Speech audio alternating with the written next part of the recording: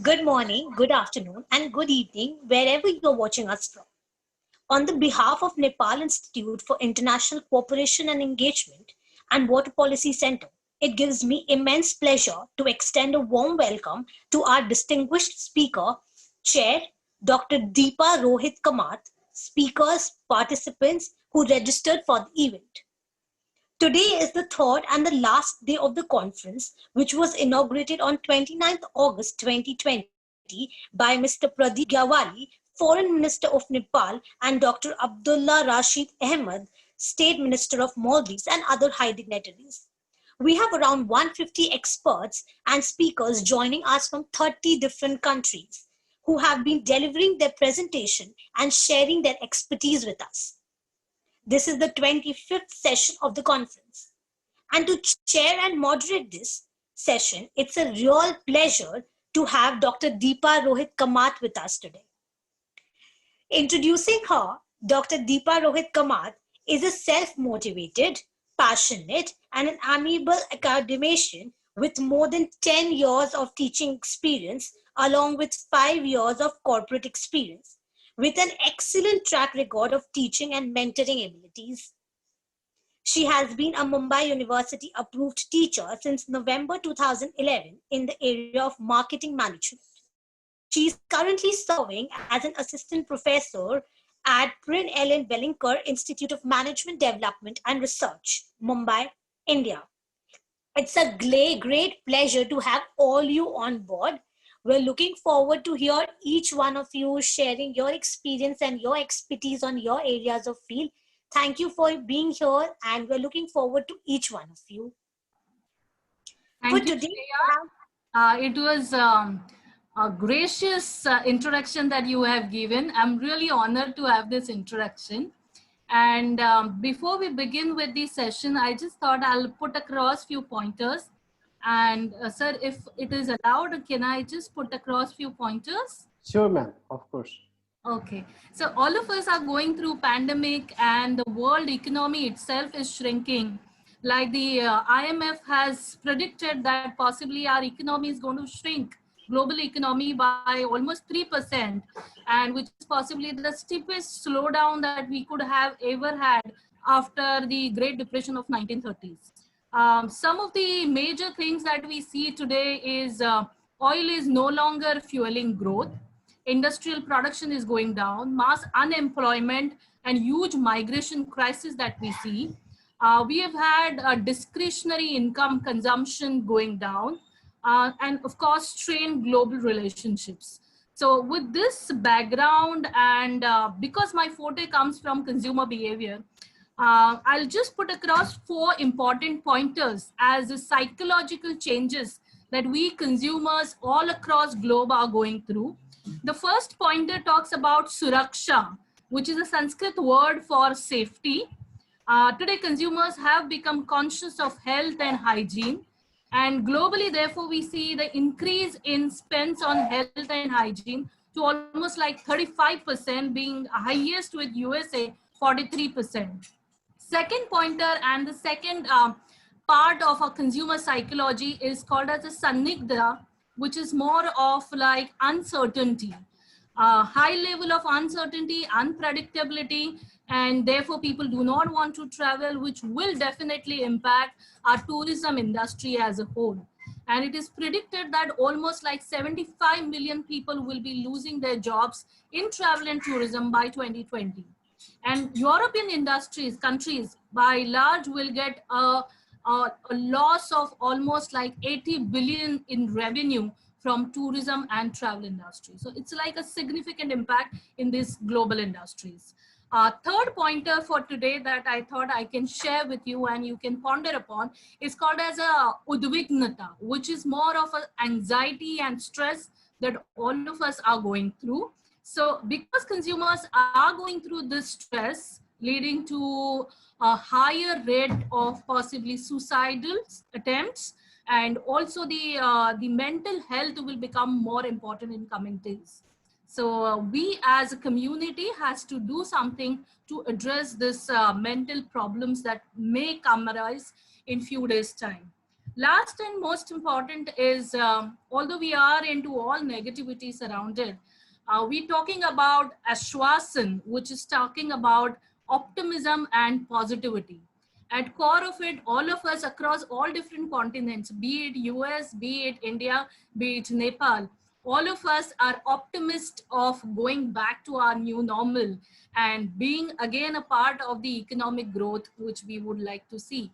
And thus, some of the organizations have also looked at pandemic as opportunity of creative disruptions. And I would also like to put across our Indian government's policy, which is talking about Atmanirbhar Bharat, which is more focusing on self-reliance as well. So I'm sure some of these pointers will be discussed in detail with respect to global challenges and opportunities. And I really look forward for a lot of learning and a lot of insights through these presentations. Thank you for giving me this opportunity. I must congratulate NICE and WPC for such a lovely conference. I mean, it's credible to get participation all across globe and having panelists or chairperson from again like different facets of life, be it diplomat, academician, or maybe the government officials. It's really lovely. Thank you so much. And we can move ahead with sir.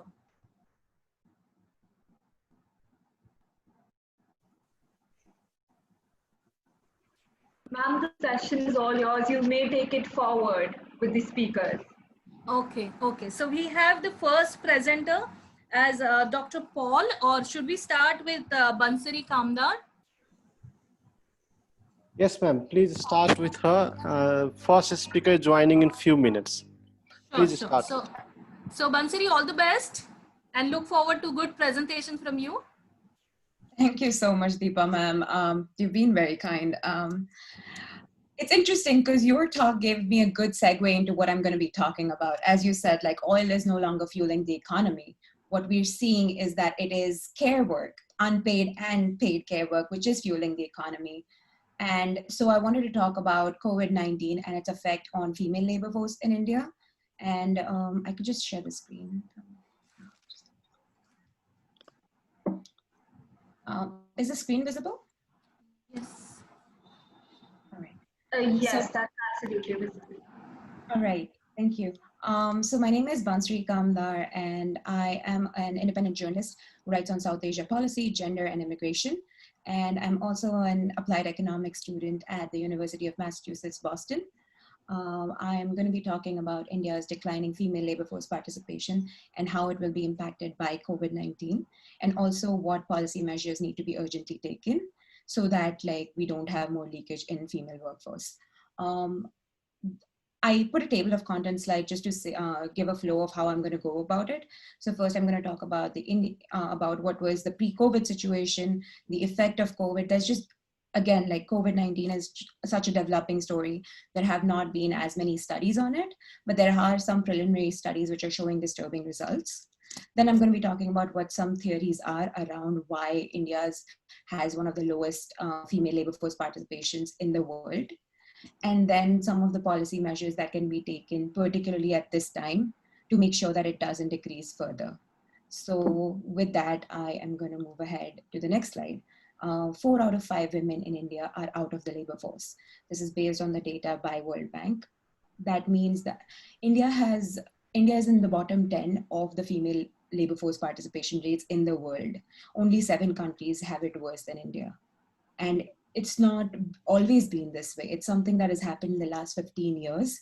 We have seen a decline of 10 percentage points, so around like 30% in the last 15 years. 1 in 3 women left the labor market in the last 15 years. And it's also much worse in some states. Like there's a lot of different aspects to it. Like there's a greater decline in rural labor force female labor force participation than in urban female labor force participation. It's different in some states where like you don't see as much of a decline, but in some northern states you see the female labor force participation falling below 10%, where which is again a cause of great worry.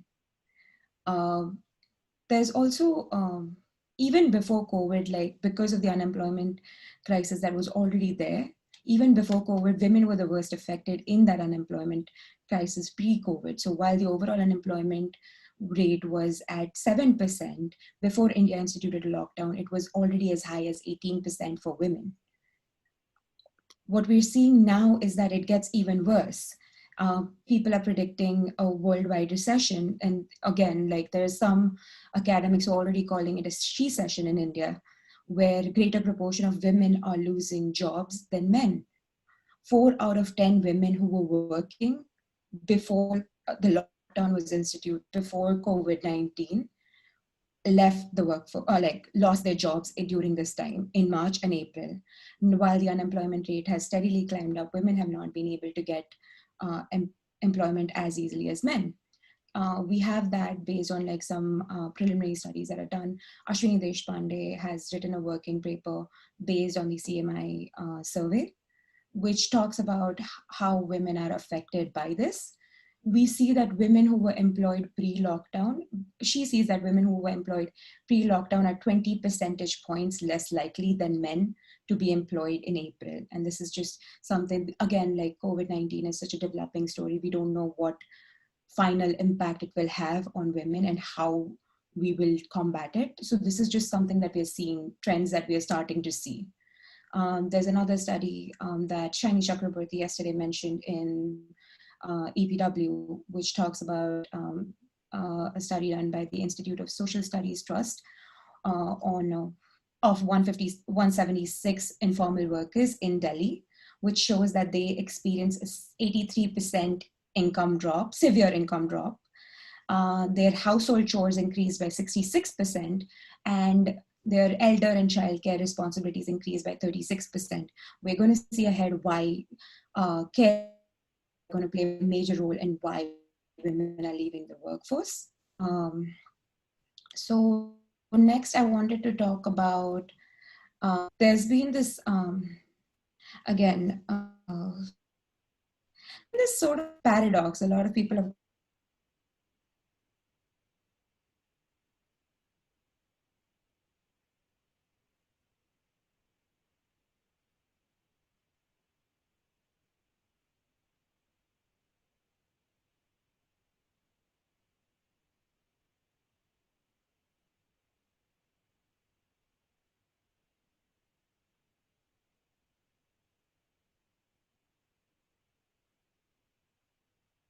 what we're seeing is that women with no education and women with tertiary education are actually have the highest levels of labor force participation, but this women with just secondary education or moderately educated women are leaving the workforce.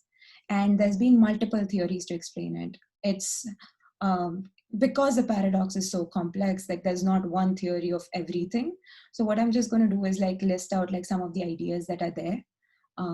And see how that's going to impact further with what's happening with COVID. So on the supply side, there is an ILO study found that 62%, it might be 62% responsible for it. There's a lack of jobs for moderately educated women.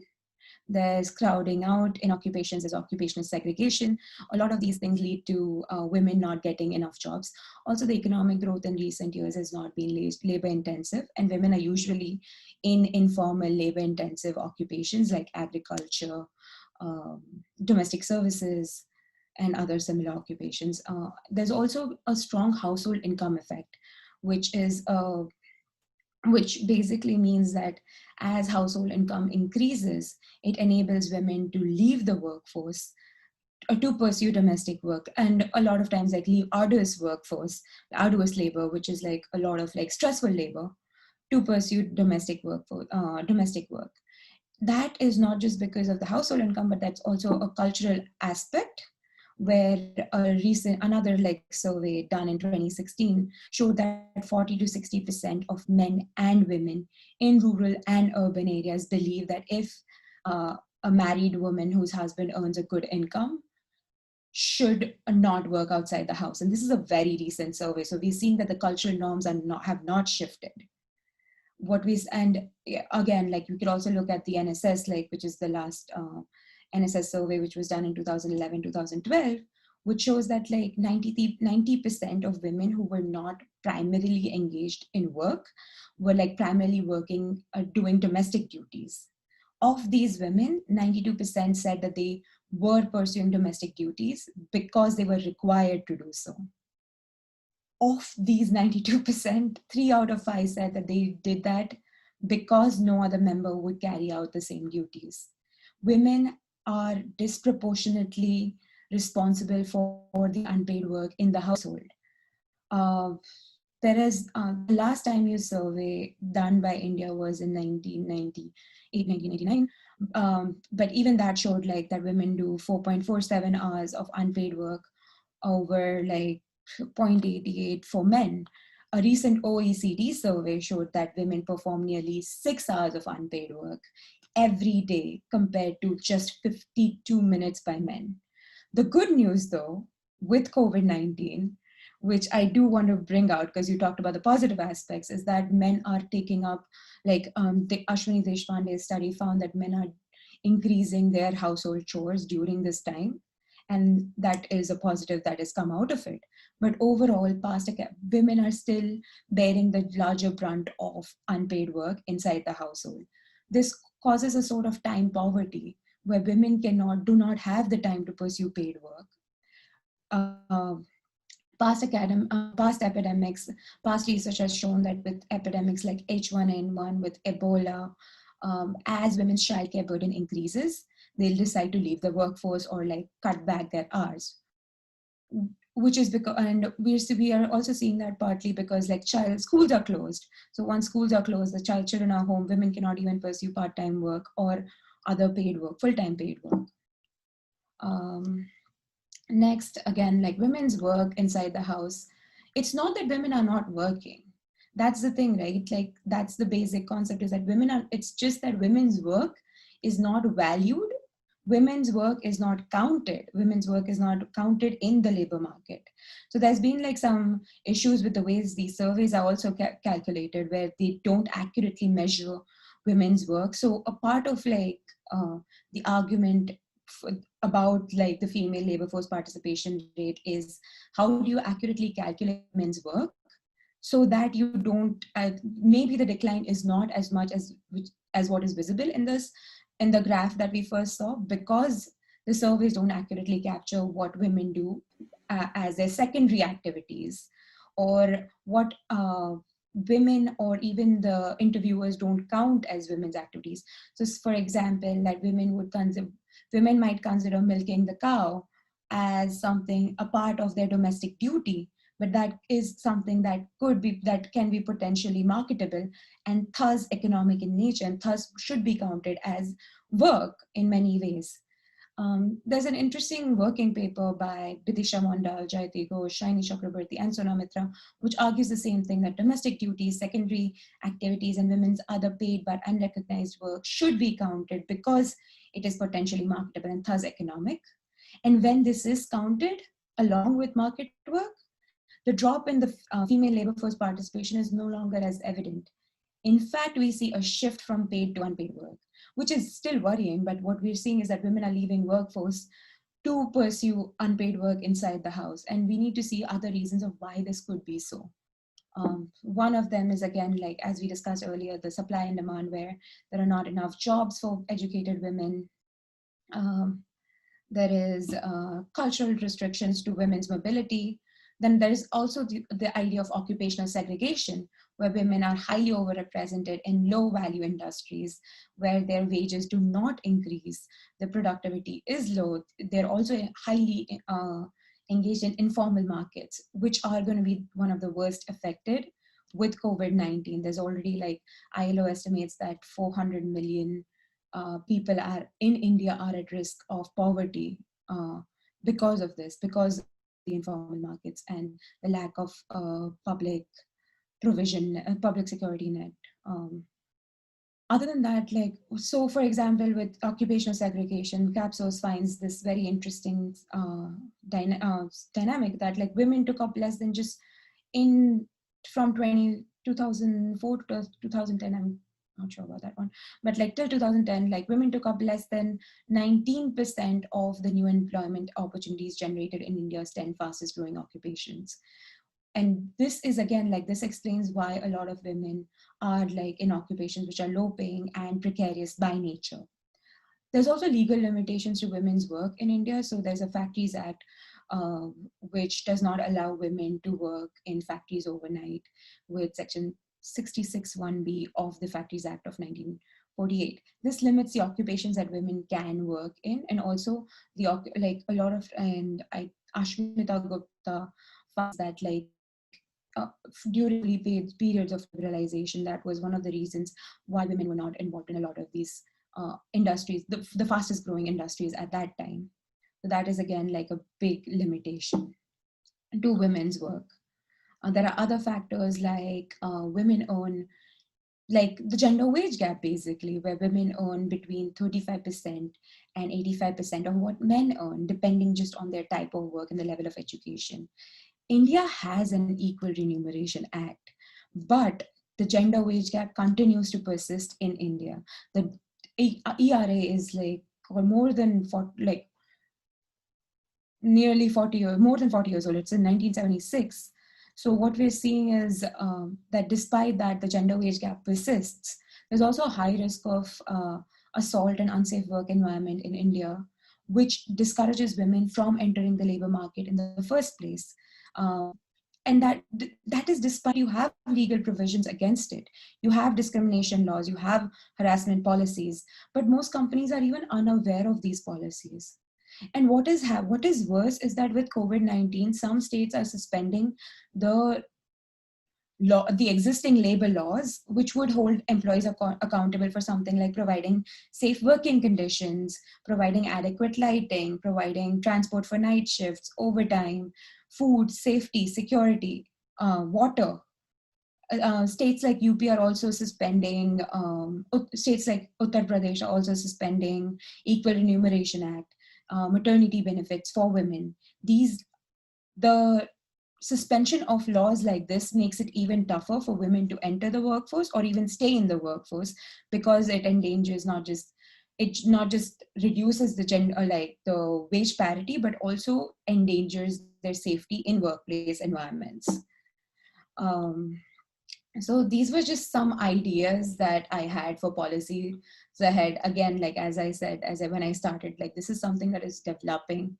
So we need to talk about, but it's also an urgent situation. India is not only facing a public health crisis, but also a severe economic crisis, which is disproportionately affecting its women. So these are some of the ideas, like, and we can debate and talk about these. So one of the policy ideas that I was thinking of was increasing the gender budget for programs targeting women, which right now is below 1% of India's GDP. There's a lot of programs that are helping women, but there needs to be a greater budget allocation, because we're seeing already that women are leaving the workforce. You can also have, we need to address this gender wage discrimination through education and enforcement of the laws that are already there, and making sure that these laws protecting workers are not removed.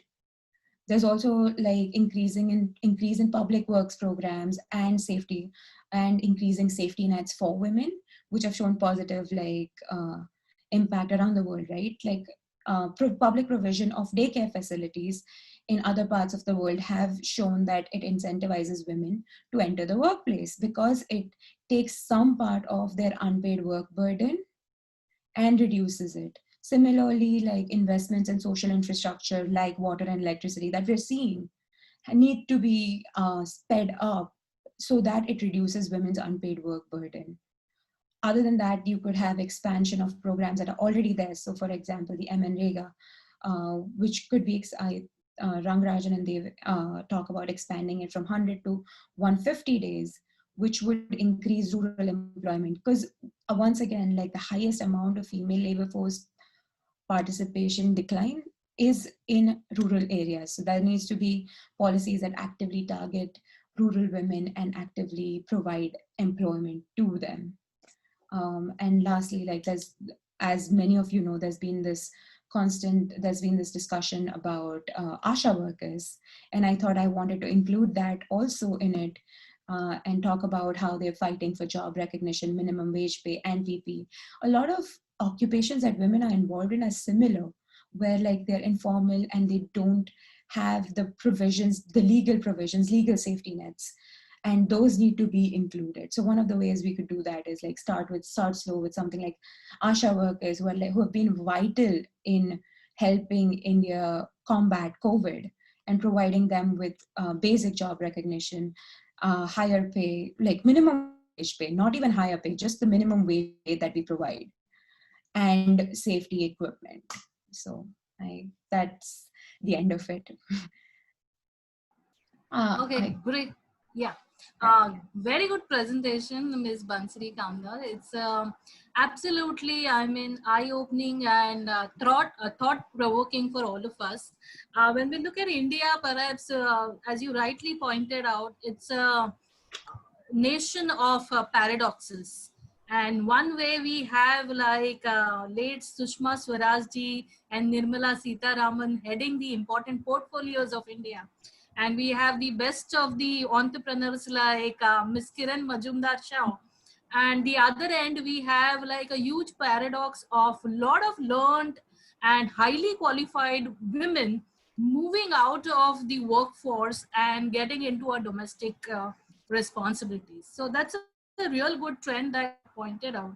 I just want to add a few more things and want you to ponder upon is, do you feel that it's a what could be the reasons, like maybe the highly qualified women also shifting from their highly paid jobs to looking forward to something like a domestic responsibilities? Again, like it would be tough to sum it all up. Like there has to be multiple reasons. There's culture impediments, there is limited mobility, and there's also like, and there's actually studies shown how that like how as income mobility increases, as income increases, there's a higher income effect where women, if they earn, if women, if education increases, so if your education increases, you marry into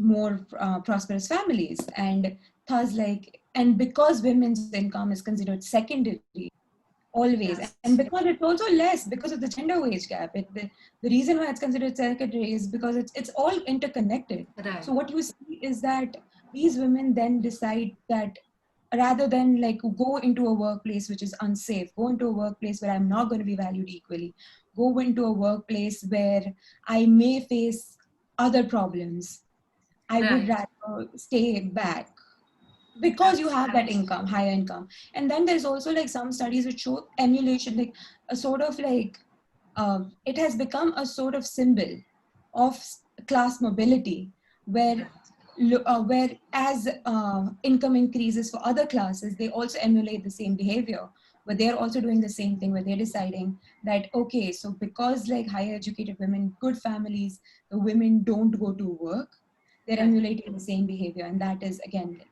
that is just one of the reasons. I could go through all of the reasons I've said and let you connect it with the same. Okay. It doesn't matter what education, what income, what class, what caste women are coming from. They're leaving the workforce in great numbers. Okay, Bansari, I'm going to cut you here and I'm going to ask you a second and possibly the last question for today is, now with COVID, I mean, although there's so much of negativity around, a lot of people have used it as an opportunity as well.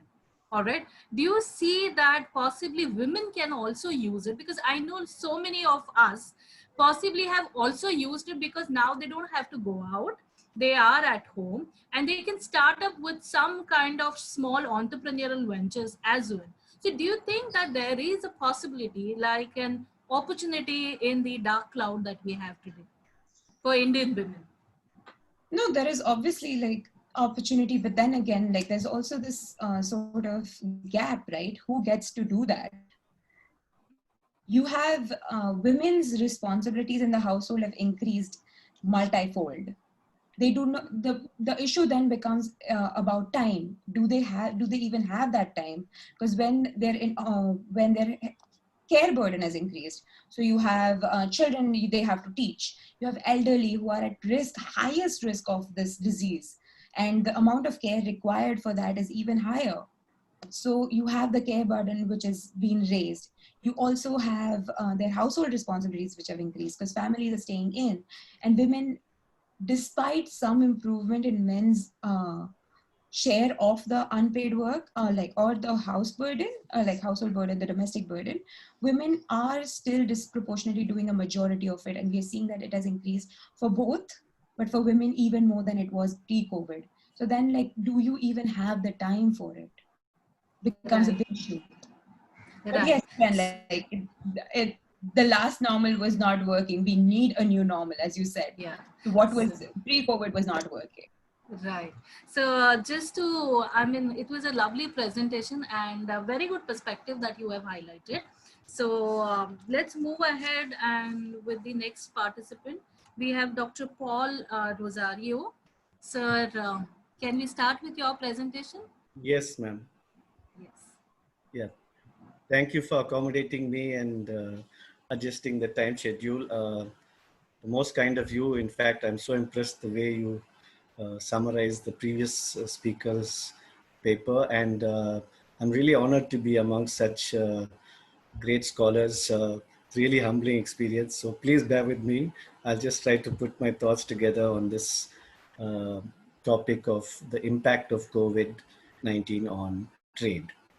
Specifically, it relates to world trade, and I will mention certain aspects related to India. And there are a set of points, and so I call them reflective comments. And you know, initially when I thought about this paper, it's almost commonsensical. The answer to the question, "What is the impact of COVID-19 on trade?" It's obviously like the impact of COVID-19 on everything else, which is extremely negative. But there are shades and there are areas in which COVID-19 actually has given lots of challenges and opportunities, and in some cases, actually, there's been a increase in the quantum of trade. But before I go into some points, so please bear with me if I'm going too fast. Please let me know. The ideas which come to me on this topic is that the response, and I've seen some series of papers published by the ASEAN India Center and UNCTAD, etc., where they don't seem to address the fact that the whole globe seems to be gone into lockdown and massive panic reaction. And it seems, even in spite of all the logic and the scientific knowledge and the expertise available, that this is some enormous great churning. And it's almost that the world, all the organizations, WTO, United Nations, everybody else except WHO making no noise about it. Okay. And so as a result of which, even a supposedly nationalistic and smart idea such as Atmanirbhar is protectionist, okay? Because it gives people from the realist school of international relations, great confidence to say that, look at the world now, it's everybody taking care of themselves. It's a dog-eat-dog world. And in fact, things like during the crisis, the early part of it, the United States was bulldozing everybody else in terms of buying equipment and basic things like masks, out-competing, out-buying, and the whole power dynamics also comes into the situation. So when you look at the impact of COVID on trade, this international relations power dynamic also has played into it. And it's also unmistakable, even though it goes into the realm of conspiracy theory, that how China, the originator, supposed originator, alleged originator, has lesser number of deaths and infections. And the countries with the largest number of infections, the United States, Russia, India, like competitors if there is a power shift. And obviously, whether China takes over power, becomes the grand superpower it's aspiring to be, the power shifts or the power drifts, as a result of which how they will impact the future of world trade, something which scholars must seriously look at. Uh,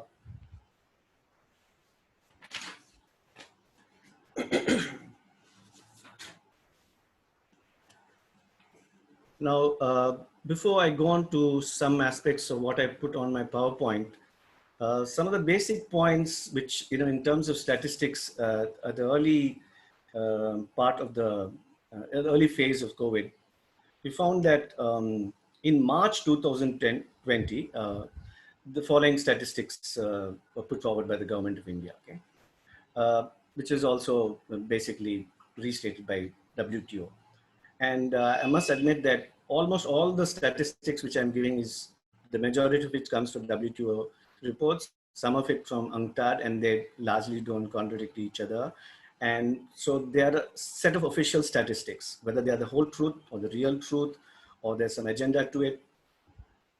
I'll probably give you a glimpse of it. Okay. So initially they said that India has a loss of 348 million. That was a long time back. Okay. And of which chemicals, textiles, and automotives were the main areas in which India would lose. Okay. But on the other hand, if you look at it, China, UNCTAD, just like the allegations about WHO, UNCTAD's references to China are almost sympathetic, I mean, to put it kindly. Okay. For example, it sees the whole COVID trade response in terms of what is happening in China and China's manufacturing industries. It says China has, and much of it is fact, is that China has a great advantage in producing things like precision instruments, machinery, automotive, and communication equipment. As a result of which, it was estimated as early as March 2020 that the European Union would lose $15.6 billion. United States would lose something like $6 billion, Japan $5 billion, South Korea $4 billion. I'm just approximating. So a whole host of trading partners of China and the rest of the world, UNCTAD said, would be impacted because China was closing up, or productivity or manufacturing was shut down because of the Chinese lockdown. And the point UNCTAD seems to be consistently making, and sometimes echoed also by WTO, is that you better be careful how you deal with China in the post-COVID situation or during the COVID situation, because the ripple effect is global. And the kind of tentacles of Chinese industries to all sorts of production processes across the world, what they call the value chain, is something which is unavoidable or inexplicable, and the world is, stuck with that. An area which I want to focus on is also trade costs. So what are the trade costs as a result of COVID-19? Generally, you may refer to costs just in terms of actual cost increase, or what happens to policy stances or policy postures. And, it's just like everybody is now the intellectual. Everybody has a trade policy references to how do you deal with the situation, okay? So governments have to be pretty nuanced and smart, because again, in trade policy, the costs are very heavy, because if you make the wrong move, you could have severe costs, okay? The areas or industries most affected, of course, obvious travel and transport, because they're shut down. And the other important cost is, which adds to all the areas and industries which are affected, is the enormous uncertainty and unpredictability of the virus. More importantly, the uncertainty of government policy responses. For example, even if you look at India, I'm just giving an example and not necessarily saying that it's an illustrative example. For example, the center took it on itself in the early phase, and then it's abdicated to the states. And even in lockdown 4, we're not clearly sure as to what exactly states are supposed to do, what is a containment zone, etc. Even though there's a greater clarity, but there's also associated uncertainty. And as a result of which, trade costs usually come in the form of the restrictive trade barriers. Okay, there are non-tariff barriers, tariff barriers, temporary barriers, and all of this has been estimated at very moderate estimate of about at least 10% of trade costs in all sectors. Okay, and in addition to which, there are fees or costs to be borne in terms of crossing borders. There's the cost of the lack of investment facilitation, the lack of IPR protection, because this is a crisis time, this is a disaster, and everything else comes secondary to the basic essential medical goods transports, okay? And the other cost is, inevitably, everybody is looking inward There's a kind of a global Atmanirbhar. Okay, so import facilitations become the order of the day. Okay, even though it's basically in vital medical products, but this is combined with trade restriction. There are border restrictions, so everything adds together and a kind of cumulatively hits very hard. And estimates say that the kind of trade restrictive practices and policies and measures, the impact is worse than what kind of crisis response was there during SARS or the Iraq war. And some people have said it's the worst crisis response in 100 years and so on and so forth. Okay, so there are high level uncertainty in terms of the trade costs. Okay, now excellent paper by ma'am. So I just want to, I can't resist mentioning the impact of COVID-19 on trade restrictions, which affects women, because I'm from Sapphire College for Women. Very briefly, women constitute a major portion of some sectors, okay, key sectors, especially manufacturing sectors such as textiles, apparel, footwear, telecom products, and the sad part is that these very sectors are the largest affected or most affected due to COVID. Okay? And in, for example, in Bangladesh, it's estimated that 80% of the women, 80% of the workforce is women in ready-made garments and textiles. And as a result of which, their loss of their incomes ranges from 46% to 81%, and several of them have also lost jobs. Also in services, women outnumber men, and especially in services such as tourism and business travel. These are traded services, services which cross borders or are traded across the border. Okay. So women also constitute a large portion of the informal sector, and especially in developing and least developed countries. And just imagine the kind of impact trade restrictions will have on productivity, economy, and employment, and the women are going to bear the brunt of it. Okay.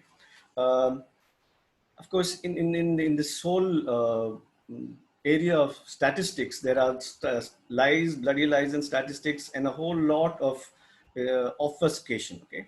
For example, you'll find some very good studies done by Indian scholars, but there's no one single report of the Ministry of the Commerce or the Indian Institute of Foreign Trade, and you have some really outrageously funny statistics. I'll just give you this. I'm not able to make sense of it. Okay? It says India's trade balance in July 2020 was 4.8 billion, whereas in July 2019, it was 13.43 billion, okay, which is a 64% decline. So that's a trade balance, which is a trade deficit. But the same Ministry of Commerce site says India has a trade deficit in services, which runs to the tune of $7 billion in June 2020. But we have an overall trade surplus. I mean, I can't imagine how you have a trade deficit in goods and services.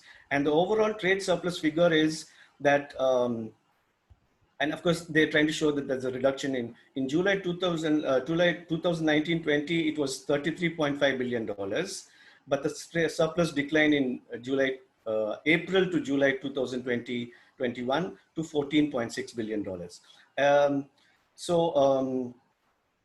These are facts which are given to you, and find that there's a plentiful availability of facts, and they're all jostling beside each other.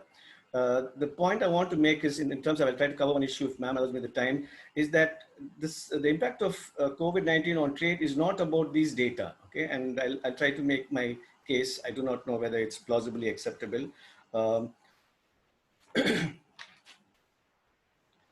So I would like to quote a very, or refer to, if you're interested, a person called Ray Dalio. He's basically an entrepreneur, a capitalist, a billionaire, but he warns or cautions, or he's making a theory, okay? And his theory is what I'm placing in the background. Maybe I'll have time to elaborate it later. He says that in the COVID-19 crisis, which is, he says, is very reminiscent or repetitive of historical crises and responses. He says, you have to be very cautious as to how the whole world is going to come together to deal with this crisis, because if you don't watch it, you'll find that the same hierarchies or power structures will prevail. Okay, so the rich countries will handle the crisis as they're handling it well, and you've seen that New York has crossed the curve.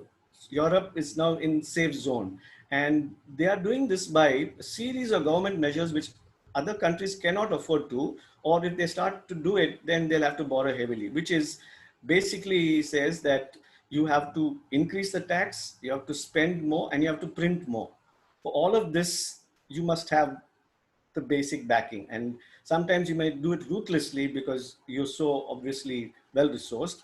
So countries like India may try that route, but it may lead to a series of problems. But so, in fact, he becomes almost idealistic, and which is why he says that the world is likely to be fragmented if it remains as it is in this the kind of COVID responses. We've never seen a more fragmented world. Countries internally, within states, everybody, even New York was complaining against Donald Trump.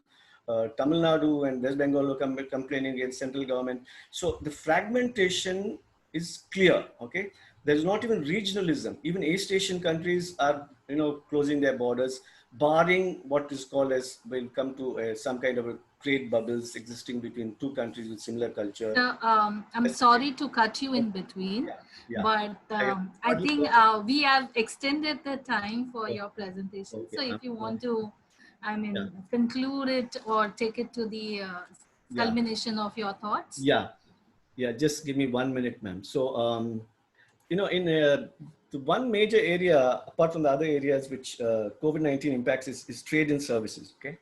And in trade and services, you have 4 modes in which trade services is traded, okay? One is you can do it online. So that's mode 1, which is you stay one place, the consumer stays in one place, the producer stays in another place. So there's no movement. But more and more of the trade which is impacted is what is requiring cross-border movement or commercial presence. Now that constitutes a large amount of services trade, and any economist will tell you in terms of the world has moved from a manufacturing industry world to a services-based world. And as much as we like mechanization and technology inputs, services are very human intensive. Okay? And so you cannot produce and exchange those services, even things like telecom and information technology or medicine. There's a limit to which you can do it across the border. And these areas are impacted very heavily, and countries are trying to grapple with it. Okay? Of course, retail, tourism, education, there are several areas which have been massively hit by the COVID-19. And I'm sorry, I didn't plan my presentation well enough. Some of the key issues I've left out. Thank you, ma'am. Excellent presentation, Doctor. It was really good to know some of the industry perspective that you have shared, and also at the global level, how pandemic has affected multiple countries and also trade as a whole, and giving the snapshot of our Indian economy as a whole. So it was a real good presentation, sir. I just have a few questions, and first question is with the change of the certain industries, like you pointed out that travel and tourism is going down, oil industry is under crisis. Which all possible sunrise industries that you see on global forum? Can you specify what are the sunrise industries? As in, like, which sunrise industries which will stay with us, which will grow eventually? Possibly COVID has given rise to those industries. Okay, most of those so-called sunrise industries which you're referring to, or industries which benefit as a result of COVID, is those industries which are able to adapt and use a lot of online technology. Okay? But everything has a limit to which you can use. So many experts are estimating that some of these which are able to effectively use online technology and overcome the crisis. For example, in education sector, everything is about adaptability. So there probably be a shift to online courses, but there's a limit to which they can market it and sell it. And tourism, there's a limit to which you can stop it, but it requires. Most important crucial element is all services, products, especially because of the nature of global capitalism and the global economy, is no longer is any good produced by any one country. It's a value chain and the multiplicity of centers. China is a classic telling point. China produces some important elements, but China doesn't produce everything. So the classic example of a Nike shoe that is produced by 100 different places and finally it gets marketed and labeled by one country and sold by the States. So because of that, even the industries which are benefiting, for example, which will likely to benefit in the short run, which are affected drastically, would be consumer, all the essential goods. If you look at the statistics, it's almost predictable. All agricultural goods, all essential goods upturn. Gold, interestingly, and oil, despite the price fall, there were profits. So basic goods, essential goods, they are stable. But the biggest challenge, and in fact, the biggest beneficiaries would be all those industries and all those countries and all those business players who are able to smartly adapt. Okay, would it be a ruthless Machiavellian type of smartness, cunningness? We wouldn't know. In terms of who they associate to buy with, how would, for example, would they isolate China or would associate more with China? These all, multiple strategies, and I'm not able to pinpoint as to who will be the major beneficiaries. Whoever plays it smart and use the right strategy will be those industries which will benefit. Definitely, definitely. So thank you so much, sir. And shall we move ahead to the next presenter? We have Azreen Afreen. So she's the next presenter. Can we go ahead with her presentation? Hello, Azreen. Hello, ma'am. Good evening as of my time to distinguished chair and my fellow researchers and others who is listening it from anywhere in the world. And I would like to thank at first IIC in Nepal and other organizers for organizing such a wonderful conference. And I am Azreen Afreen. As you can see, I'm working as a lecturer at University of Dhaka, which is in Bangladesh. And the title of my paper is different from two of other fellows who actually given a presentation before me. This is impacts of COVID-19 on migration pattern and issues in solving the crisis. So in here, I'm going to mostly focus on the forced migrants and refugees. And at first, I would like to say that as it is an ongoing process, so I have to collect most of my data, at least all of my data in a nutshell from secondary materials. And the purpose of the study is to, at first, to give an overall image or a picture of forced migrants and refugees during this pandemic. And secondly, how governments of approaching countries, the refugee and other,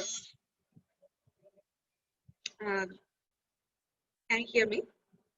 I think my how governments of approaching countries are denying the rights of the migrants and refugees on the name of COVID-19. And lastly, to explain what process can solve the problem, which can discuss and debate. It's just an approach or it's just a recommendation kind of, but we can debate and discuss on those issues. So I have divided my presentation in three parts. In first part, I would like to discuss about the rights of refugee and forced migrants or asylum seekers or any migrants without any status in normal time. And after that, in second part, I will discuss about the issues in solving those crises. And in the last part, I will discuss about the process, how we can solve it, which is just a recommendation kind of. So I'm going to start with part one. As refugee, we all know that according to 1951 Refugee Convention, refugees are people who have fled war, violence, conflict, or persecution and have crossed an international border to find safety in another country. This is a very defined and also protected matter or refugee status, which is stated by international law. But if I talk about the forced migrants, there is no legal definition for them or protection document for forced migrants. Sometimes they actually, the researcher as well as academician and journalist, they all sometimes use forced migrants or refugee interchangeably, which is very distinguished from each other. And recently, European Commission coined for a forced migrant as a person subject to a migratory movement in which an element of coercion exists, including threats to life and livelihood, whether from natural or man-made cause. So they all, whether a refugee, they have their own status or they have their own statute in under 1951 Refugee Convention, and forced migrants, they can ask their right under the principle of non-refoulement, which actually guarantee that no one should be returned to a country where they would face torture, cruel, inhuman, or degrading treatment, or punishment and other irreparable harm. This principle applies to all migrants at all times, irrespective of migrants' status. So whether they have any status or not, they can enjoy these basic rights under policy of non-refoulement. And I would like to focus on three objectives of principle of non-refoulement. Objective 8 said that save lives and establish coordinated international efforts on missing migrants, commit search and rescue operation, which I will give detail in my later section. And objective 11, manage borders in co-integrated, secure and coordinated manner, commit to ensure international borders and that all migrants are treated in accordance with international human rights law.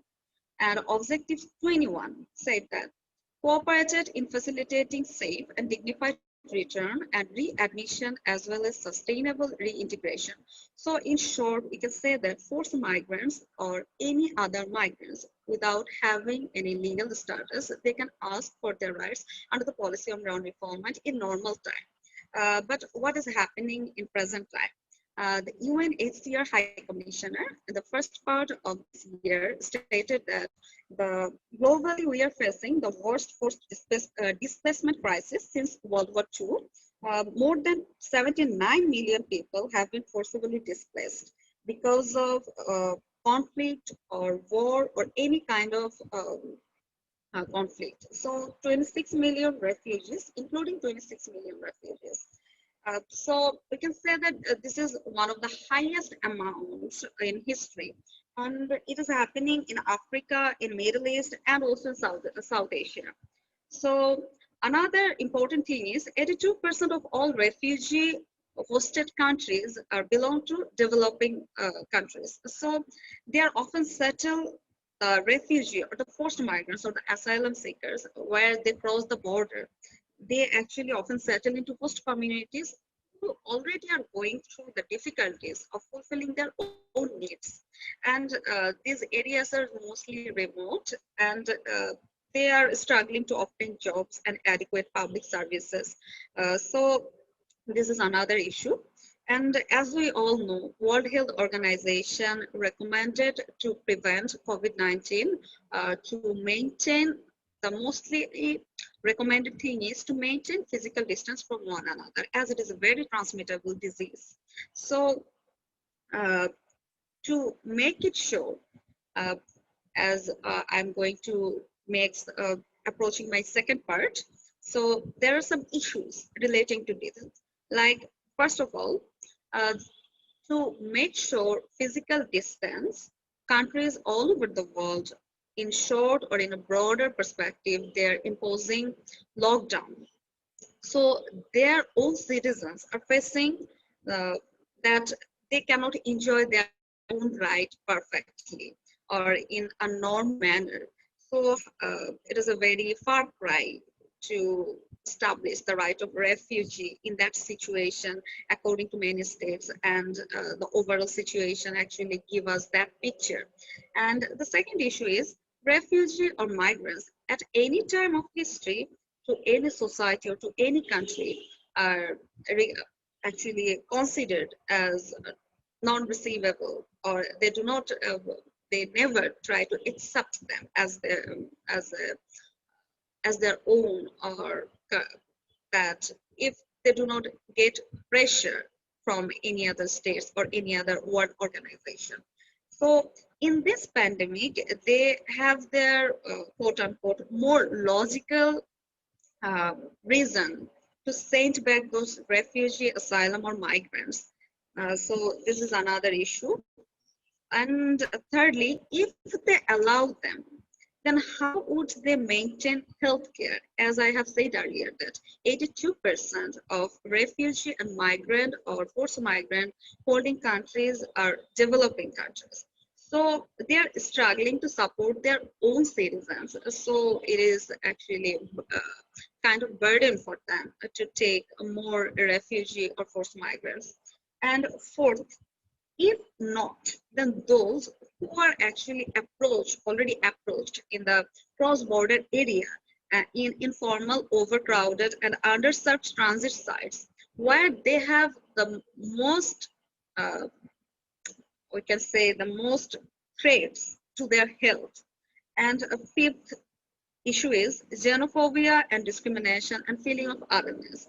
In everywhere around the world, migrants, those who have the legal status or the working status, as well as the refugee and also the forced migrants, face xenophobia, discrimination, and feeling of otherness, even in normal time.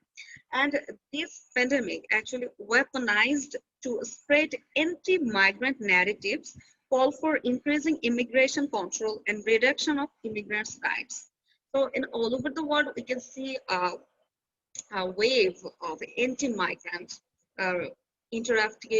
anti-migrant pattern or anti-migrant narratives.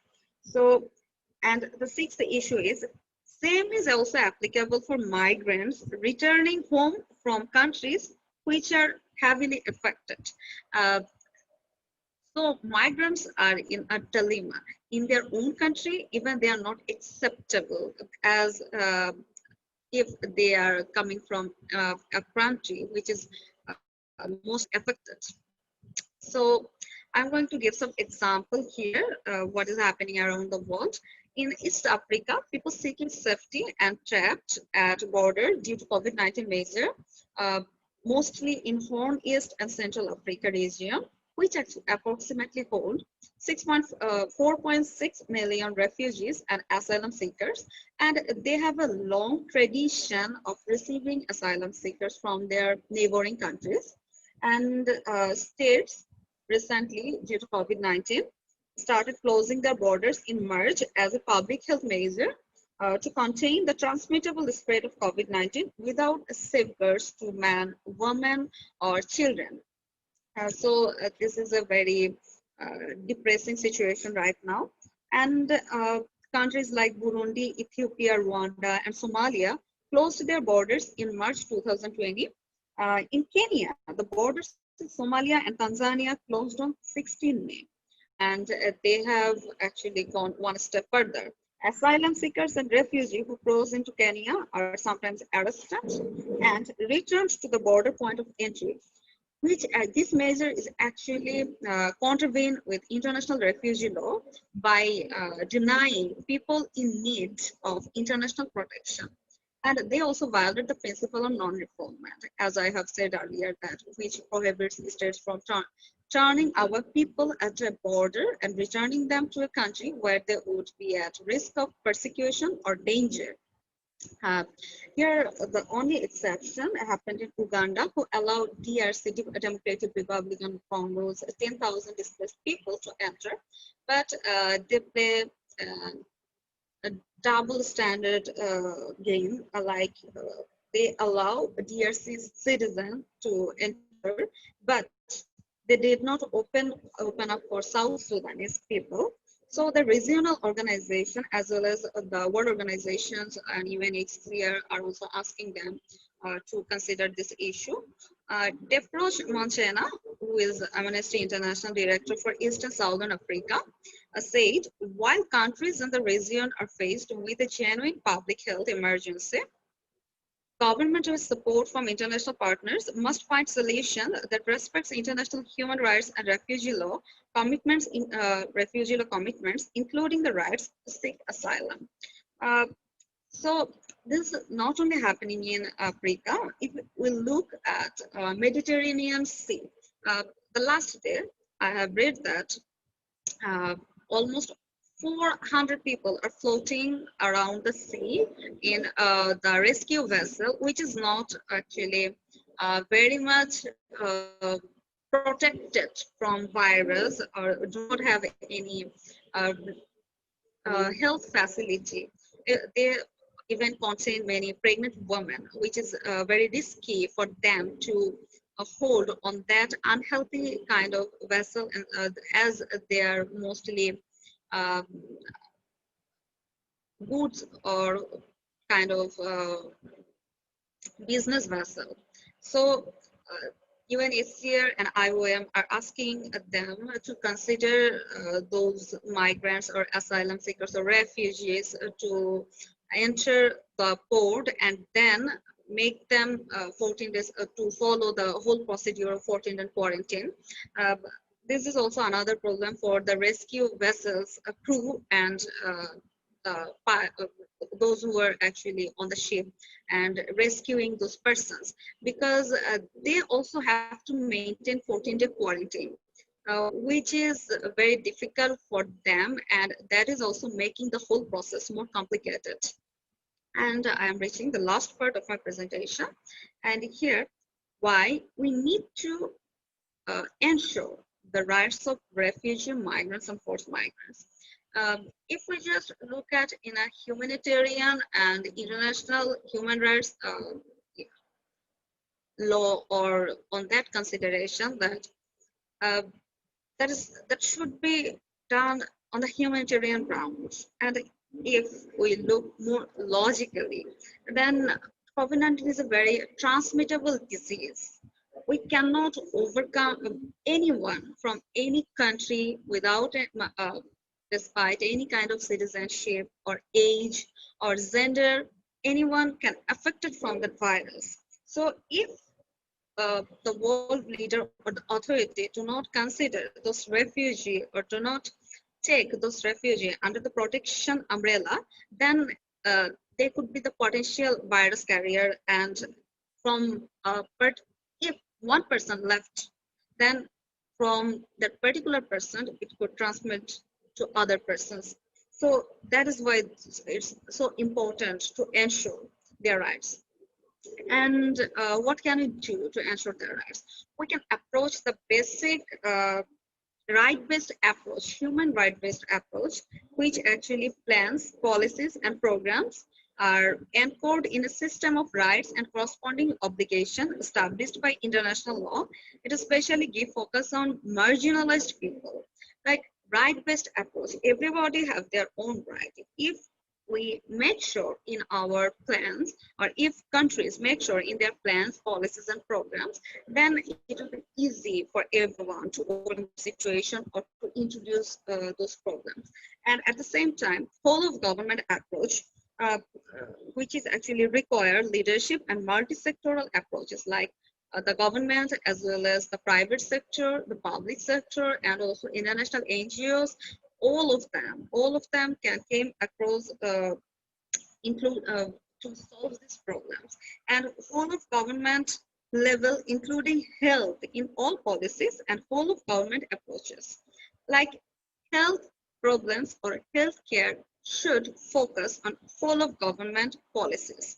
At the same time, whole of society approach, which means role played by all relevant stakeholders, including individual, civil society, academia, media, voluntary association, and private sector industry in support of national efforts. So if we can maintain or if we can follow this procedure, I think it would be a very tremendous and a very effective way to establish the rights of refugee, migrants, and forced migrants. So my presentation is just, I have come to the end of my presentation. And again, I would like to say that I actually give the presentation based on forced migrants and refugee, as the whole migrants can also divide it in various sectors. I did not mention all of them. Thank you, Chair, for letting me. Thank you so much, Professor Azreen. It was a real good presentation from your side. And migration issue has been something which has been there for like Sorry, almost I like. cannot hear you. Is it audible now? Is it It's audible? audible, but sound is very low, so I'm having difficulty. Okay, is it audible now? I'm Okay. having some difficulty with my device, but you can continue. I'm hearing you. Okay, so very good presentation, and I must congratulate you to take up such a bold topic, which has been an issue for worldwide, which has been an issue worldwide for almost like over 50 or 100 years possibly. And of course, the issue of migration has been escalated further with the COVID coming in, where each country is trying to seal their borders. So yes, a lovely topic, and you put in a lot of efforts in understanding various parameters with respect to migrations, refugee, the health aspects of refugee people. So that's a lovely presentation that you had. I just have a one question to you is what would be your possibly solution or maybe suggestion or maybe a recommendation to a global body which is working on refugees and migration issues to look at this issue as such? What would be one recommendation from your side? Okay. Yes, I got your question, but as I have said, I have difficulties in my device, so I am just letting the voice go on, and I have put on the camera in offline. So my recommendation to the world body is to ensure the right-based, to actually establish the right-based approach that everybody has their own right. Whether it's time of pandemic or whether it is normal, it should be applicable without considering the situation, because that person, if, as I have said earlier, if one person left behind, then the all of the humanity can have the chance of getting the virus again. So the world body should maintain this all of these things very strictly. And at the same time, if we just look at the lockdown situation, we know that lockdown curve all of our rights, some rights. We cannot go properly outside, which and there are very, they actually cut to many of our basic rights. So that is also applicable for the migrants. But at the same time, if we do not give their rights to them without considering the present situation, it's not like if we can have the vaccine, we are not getting it from anywhere else. We should think of the whole world as a global village or the one united body to ensure the overall situation or to overcome this situation. So what I'm trying to say is to, I would recommend to establish or go by with right-based approach, human rights-based approach. Okay, thank you, Azreen. So we had good presentations today. And just to sum up what we have done today, first speaker for today was Ms. Bansiri Kamdar. And something which catched my attention from her presentation is something called C session, which is like she getting into some kind of recession. So C session is something that is peculiar from our study. And I think we all have a role to understand how perhaps women in workforce are facing challenge. Second speaker for today, we had Mr. Rosaria, Dr. Rosaria, and he spoke of world trade and issues with respect to world trade. And one of the interesting things that he has spoken about is the Ministry of Finance uh, directives and a lot of observations that he has put forward. So thank you very much, Dr. Rosario. And the third speaker that we had today is Ms. Azreen, and she has talked about human-based or right-based approach, which is more of a holistic and inclusive in nature. So I think we have had three important issues with respect to COVID and how it is affecting our world as a whole. which is talking about unemployment and employment, women issues per se, migration, which is another big time issue. And again, everything boils down on economy and global growth, and therefore the world trade as a whole. So that was a lovely presentations. And I must thank Dr. Pramod Jaiswal, Director NICE, and Dr. Rausai Bavaskar, Director WPC, for getting me on this panel. I mean, it's been a lovely experience to be here with you all. And it's a lot of learning for me as well. So thank you so much for the panel members also to be a part of it. So anything, what's the next process, Shreya and Paki, if you can tell me? Ma'am, if I may just answer your question which you asked me. Yeah, sure. Yeah, it's okay, if you permit. Yeah. This is, you asked me about the sunrise industries. Of course, almost all of them are sunrise industries, so I'm going to list it. This is actually taken from a European scholar. He says these are the industries which will benefit as a result of COVID, and you will notice that they're all tech related. Okay, health related, but health tech related. So med tech, medical tech, especially imaging and diagnostics, and then education technology, e-commerce, transport, especially e-enabled logistics. Then, of course, these are not e-enabled, which is packaging and food processing. They are already sunrise industries. Then what is called as over-the-top services. In relation to that, there's video conferencing, gaming, esports, robotics, cyber security. Then again, technology related, immersive technologies such as augmented reality and virtual reality. Then a lot of animation is going to be used in education and in marketing and so on and so forth. Insurance, because everyone is scared of it, right? And then surveillance.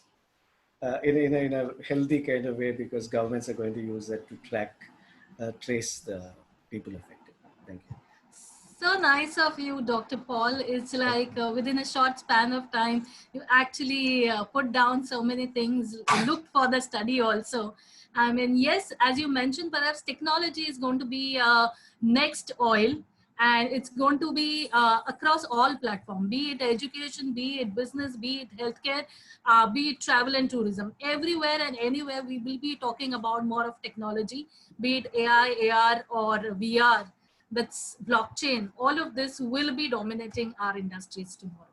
So thank you very much, sir. And do we Thank have you. any more time left with us? We have the session till 2:45, right? Yeah, so ma'am, I had a couple of questions, if you don't mind. May I ask them? I noted them down during the first two presentations that were given up. sure. Am I audible? Yeah, of course. Go ahead. Yeah. So I've been studying gender studies. I'm a student of bachelor's in international relations also. But one of the things that I have been really curious about is that during war, usually the country witnesses a baby boom. So what do you think? Is India prepared for such a situation? Because in the lockdown, women are obviously locked down with the abusers, right? And they are being sexually exploited. They are being, physically involved with men. So what do you think India will be able to tackle a situation in, because if you look at the country, the cases are rising. So if anyone could just take on this question. Yeah, you may go ahead. Sure. So you raise a good point about just being locked up with their oppressors or abusers, but also there's also this other problem of women not having access to healthcare during this time, because some places are still locked down, and during lockdown, again, like they've not had access to any sort of preventative care. And that is going to be also another issue when it comes to like what you're talking about, this sort of like baby boom or something. So it's not just going to be just the fact that they have no way to leave their abusers. It's also going to be the fact that they cannot access And particularly because like even now when the lockdown has been lifted, a lot of healthcare resources have been diverted completely towards COVID, and which is again like an urgent problem. So it makes sense, but that's also going to be something that we're going to have to see about how our public healthcare infrastructure now takes on a lot of these other health issues. Like because we're now like there's a lot of other health diseases that we are neglecting because of what is happening with COVID. So that's going to be a major concern too, with like the fertility stuff. Yeah.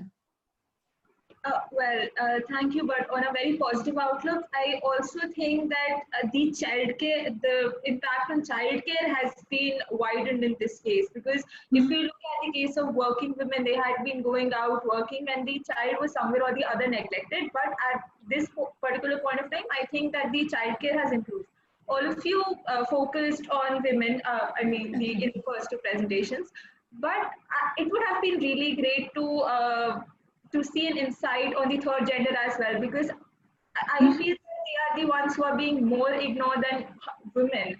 So would you mind just providing an insight on that? Because as far as I feel, I can only go to the negative side because they are the ones who have lost their jobs. We could witness them in the trains, we could witness them in the celebrations, but right now they don't have anything. They are not the ones who are being employed easily. So what can the policies be possibly taken by the government, and what can we do at our personal level to improve the status of the transgender community or the third gender? So anyone?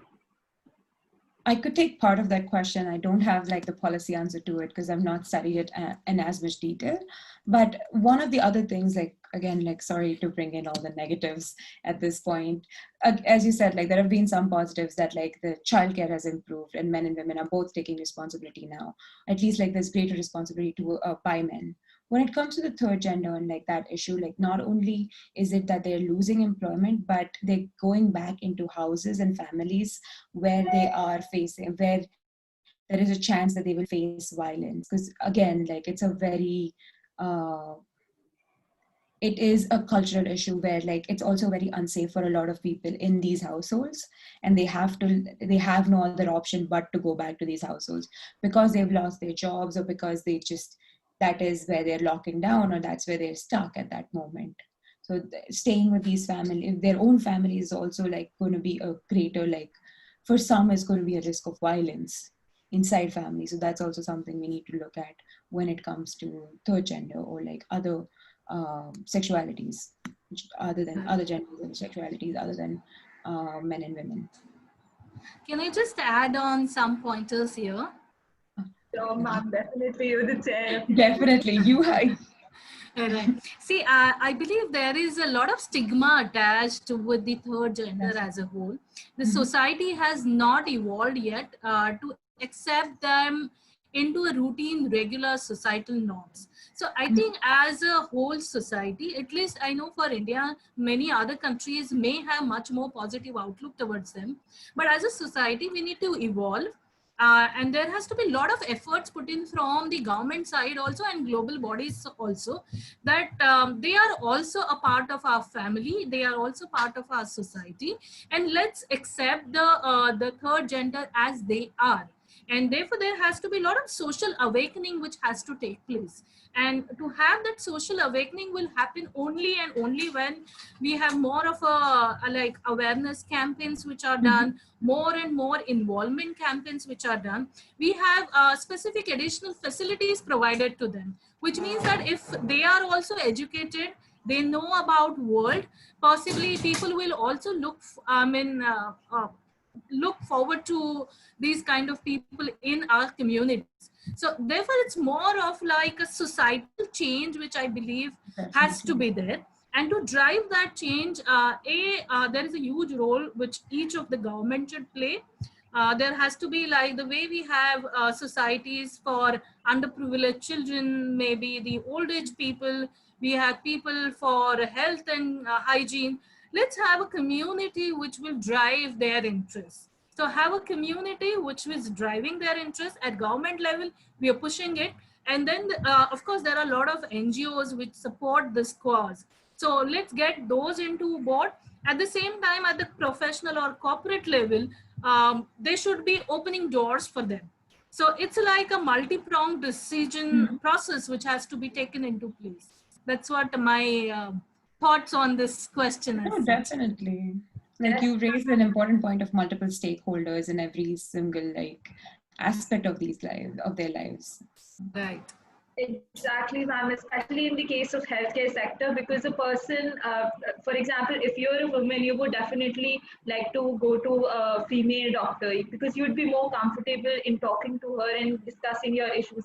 So we should have more doctors who are belonging from that community, as far as I believe. And one of my last second questions, I feel, the question is that when you look at the issue of gender and employment on the international realm, and take the country example of Belarus. So over there, education is obviously compulsory till the secondary or tertiary level. 100% boys and girls are enrolled in schools. 68% boys post-school join vocational training, while more than that, while more than 68% of women do join universities to increase their qualification, and they are the ones who are dominating the healthcare education sector and the social science sectors. And as we can see that the labor task is obviously going to reduce, be it in the COVID era or in the post-COVID era. So do you think that in the country, men will be in a more vulnerable state because education and healthcare will definitely be growing? So what would you think about that? What do you mean by when men will be in a more vulnerable state? Because I was a little confused by that. Okay, so because they'll be the ones who will be losing on their jobs. This is what I think, because the labor sector will be reduced. Vocational training involves a lot of labor sector. So do you think that the gender gap, what do you think about the gender gap? In Belarus or? Yeah, in Belarus.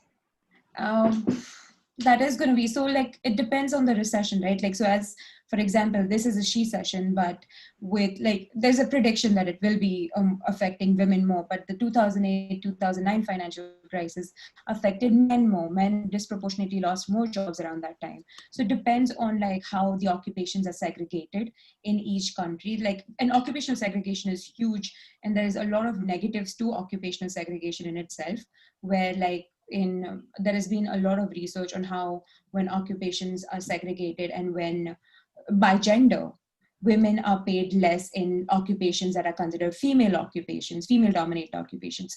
Think about nurses. And when occupations are segregated by, like when occupations are considered more masculine, women and men are paid more. So that's the thing, like it's also just the occupation and like who's a majority in that occupation will also determine this gender gap. And it, again, like that gender gap and like who is in that occupation will depend on the country and the way it has developed and how its policies are. Okay, thank you. And my last question is that all of us know that the tourism industry has been facing breakdown, and it's not going to improve in any 1 or 2 years as of now. But do any one of you think of people coming to revenge vacations and the tourism industry again flourishing after 1 or 2 years, or will it be like the present situation when we're not in a situation to talk to anyone, we don't feel like talking? So will it be confined to, will we be confined to ourselves in our homes, or will we be going to revenge vacations and flourishing the tourism industry? Just to add on, I mean, parking is a very good question. And honestly speaking, I mean, the skepticism is huge currently. I mean, people are scared to the core, saying that possibly we may not want to travel abroad. But what will happen today, possibly, which I believe may happen, is another 6 months again. I mean, depending on different countries' level and which stage they are. But largely from the peak or maybe flattening of your curve of COVID-19, for another 6 months also, people may not travel abroad, or people may not want to take a risk of traveling much. But this will surely help in terms of domestic tourism. So domestic tourism should take up this opportunity and ensure that they have like door-to-door services provided, and also adding on to the insurance part of it. Like people are today scared that if I travel, say, from India to France and I get COVID, what will happen to me? So what should be as a part of it is for domestic tourist companies or domestic tourist destination should equip themselves so well that they use this opportunity to get more tourism. This will help in terms of individual country to grow on their own itself rather than being dependent on the foreign tourist arrivals. Second possible thing, after possibly 6 months time, when we see possibly there is a comparatively lesser risk and we may have vaccine by that time, people will travel again.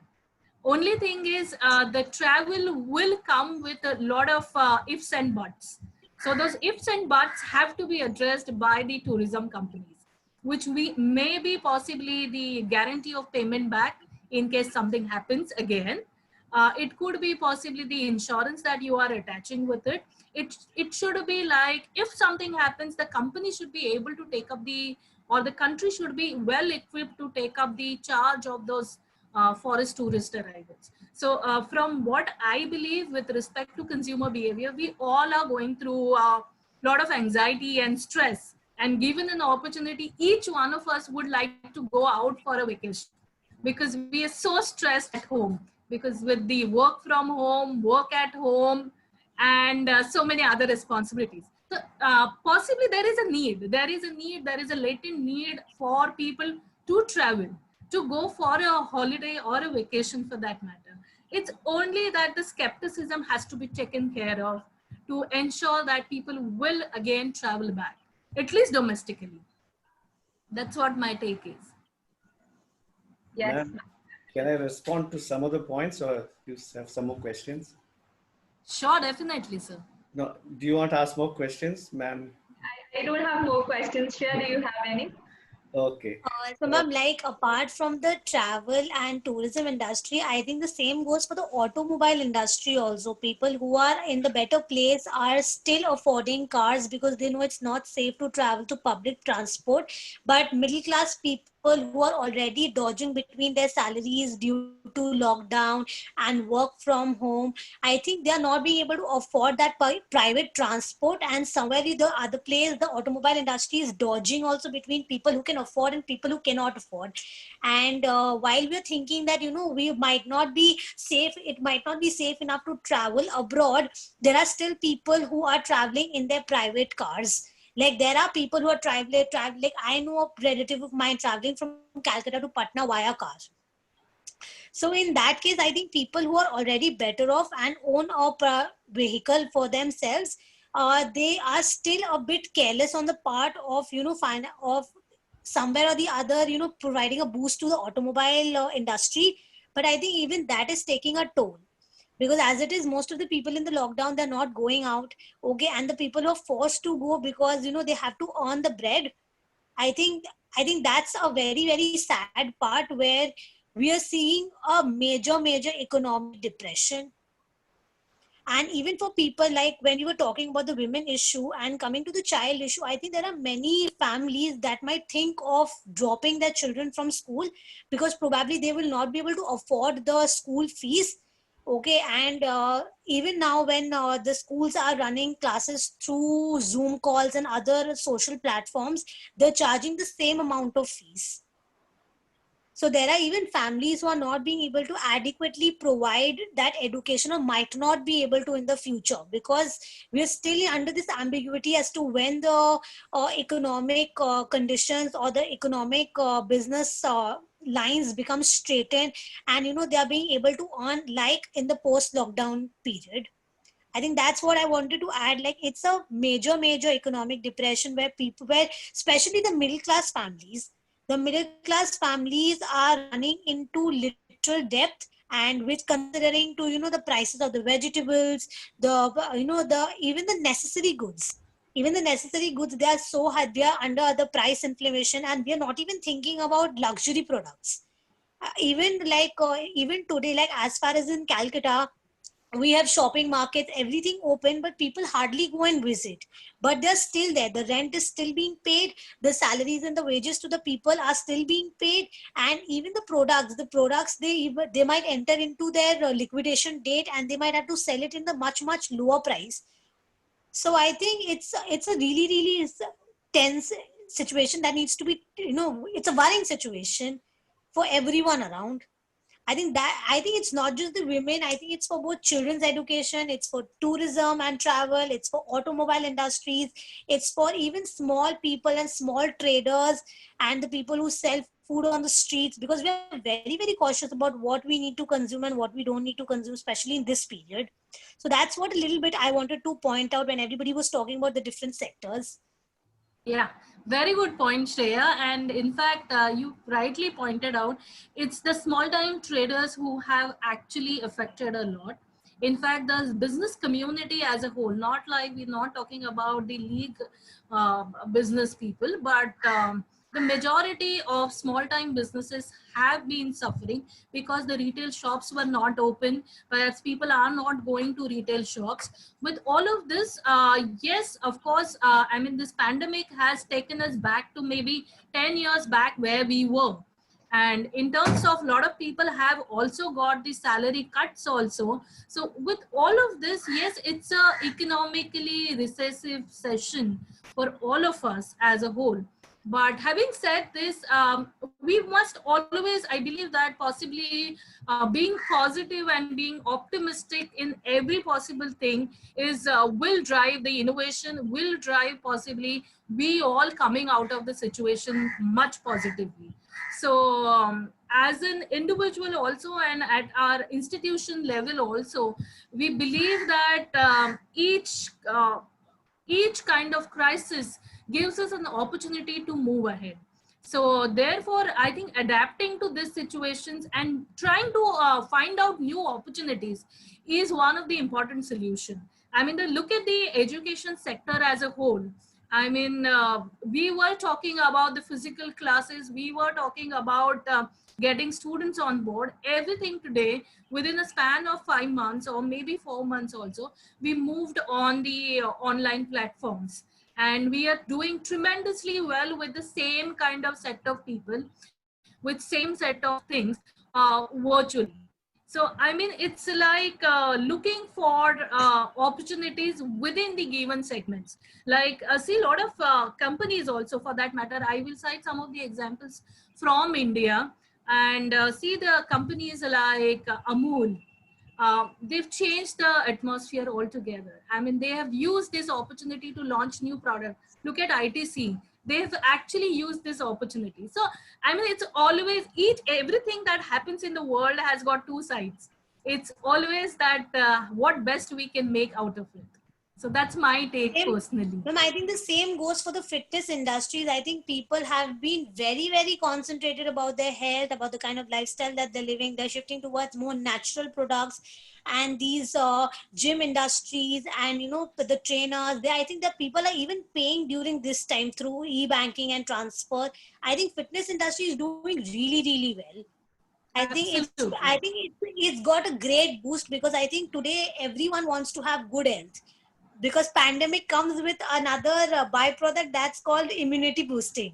Yes. And I think people are all into getting fit, and that's why they're hiring trainers.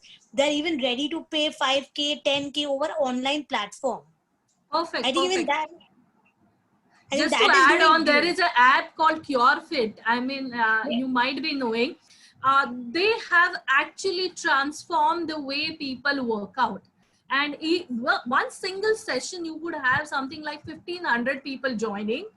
And yeah, fairly well. I mean, they wouldn't have done that with the physical gyms.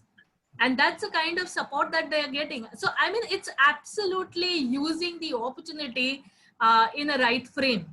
Look at how Mukesh Ambani and Reliance has used this as a perfect opportunity to get in a lot of money in. So that's again a wonderful thing that we look at. Look at how Swiggy changed. I mean, Swiggy Genie is another beautiful example of product extension. So, I mean, there are a lot of opportunities that we can unendingly discuss about. Ma'am, even I think on Instagram, I think today you will see in every nook and corner, there are some or the other bloggers working so creatively. I think the creative industry has also art and craft skills, and people are all getting into the different skill apps like Coursera, EDX, then Skillshare. Even that's being opted so much. People are taking online courses to learn new things. I think it's a great boost for Skill India project, because people are actually now thinking of doing something apart from what their vocational or curriculum demands. I think even that's a very, very positive aspect of being in a pandemic and working on self development. Absolutely, absolutely. Rightly pointed out. Ma'am? Sir, Doctor, you had some Yeah, things to share. yeah. If I may, of course, it's such a Yes. education to listen to such beautiful, comments and very enlightened participation. Of course, I'm very amazed and impressed by Thank having you. such a knowledgeable chair, Oh, management thank you so expert. You much, sir. speak on so many things. Thank you, ma'am. So I just have some very basic points. Since Raki ma'am mentioned about war. Now, in war and conflict situations, I'm a little particular with my name and Paki, not Raki. I'm sorry. Yes. Sorry, ma'am. Yeah. So, Paki, ma'am, children, women, and vulnerable are always at the receiving end, and especially in relation to rape and murder of women, it goes back many, thousands of years. One is a kind of posturing. You make the victim, you kill them, and show that a sign of masculinity or power. And there's also this unfortunate association of self-identity that you are feeling very threatened and weak, and so therefore you take on somebody who's weaker. So it's also was manifest in the Vietnam syndrome, where you have the 6 feet American. He's just very scared, but then he goes and brutalizes, or and then of course it also was repeated in Kashmir. You find the kind of rape and victimization of girls in Kashmir, done both by the terrorists and by the police forces. It's all about this, about if it's psychological and sociological and so on and so forth. Okay. On the question of third gender, of course, I hope you people will not assassinate me. It's just a point I'm mentioning. Of course, you have the expert, ma'am, can clarify. It's just a thought. The work marketplace, of course, Deepa ma'am would probably agree with me. The global marketplace is looking for people with skill sets. Okay? They're not looking for genders or caste, etc. I know the understanding, the stigma and the caste and the class factors do play a significant role. But if you have a skill set and you're able to sell something to somebody, the world is moving towards that. For example, in a masked world where you don't have to speak and you just have to deliver, third gender has a significant role. I mean, they could be in a series of industries. Their face and identity is not needed in e-tech sources, industries. So we probably need to give them education and employment in the first place, but and many of them are multi-talented. Okay, unfortunate lives that they live. So this is just my point on that. And on the tourism, of course, Deepa ma'am has covered it so much. The whole question of that you must be able to adapt. Now, even tourism, if tourism industry is very clear, they're already doing it in Kenya and Tanzania. You see, the wildlife in tourism industry is not going to be affected. Okay, especially if you have a private car, and if you can let people, foreigners, go across the border, drive through. And for example, in China and Singapore, there's a kind of a bubble agreement that if you, which we're also doing it now in India, for you get tested, you give a certification, self-certification, then you get tested again, and so on and so forth. Thousands of tourists can travel, have the joys of the wildlife, and then go back. And this can be done several places. And this will aid self-help industries. Already, tourism industry in the West, you can hire your own cars and you can travel. So you don't have to, contact anything. And many things, food and packaging industry develops. You can travel long distances without having to stay in a hotel or motel, etc. And these are things which the tourism industry will adapt to. Okay? Everything can be done online. You go to the source and you come back safely. Only that you cross international borders, for which governments have to facilitate this. And which is why WTO is just begging governments, please open borders. I mean, you give all the restrictions, but if they fulfill the restrictions, let them go through. Then, of course, this idea about the automobile industry going in doldrums, it is true. It happened even before COVID. It accentuated with the COVID. But you see the opportunity now it leaves is that if you can drive a car, or if you can drive a plane or a jet or a helicopter, the inventiveness is that they will make such modes of transport available for people at a reasonable rate. The standard logic of more the demand, there will be the supply, and you can reduce the price. So it is going to be unfortunately a very self-help word, yeah. So it is possible. I'm just saying it's quite a possibility. Bear with me. Any Thank you so for enlightening all of us. It's been a pleasure over here. Ma'am, I guess we'd have to end our session over here because the other session has to be prepared. Definitely, definitely. Certainly. Thank you so much, everyone. Paki and Shreya, you've been a great support to me. And the questions that you actually asked stimulated the entire discussion. So thank you so much for being the part of like thought-provoking persons for this session. They should present papers. Yes. Also thank to Bansiri, Dr. Rosaria and Azreen. All of you have put in a real great efforts in making the papers, also sharing the inputs with us. Presentation by Bansiri was really good. I mean, some of the statistics were eye-opening for all of us. So that's lovely to have all of your presentations. So we have few audiences also. So that's lovely to have so many audiences for our presentation. Thank you, everyone. And lastly, and most importantly, thank you, NICE and WPC for giving this opportunity to me. Thank you so much. That's from my side. Thank you, ma'am. Shreya, you may proceed with the word of thanks. It would be great. Distinguished chair speakers, ladies and gentlemen, as we come to the end of the session, I take great honor in proposing the vote of thanks on behalf of NICE to all who have graced us with their presence and contributed their parts to make this event a resounding success. We would like to express our profuse gratitude and sincere thanks to Dr. Deepa Rohit Kamat for agreeing to chair and moderate this session today. Our sincere thanks goes to all the speakers for being a part of the event and delivering such a comprehensive and convincing presentation.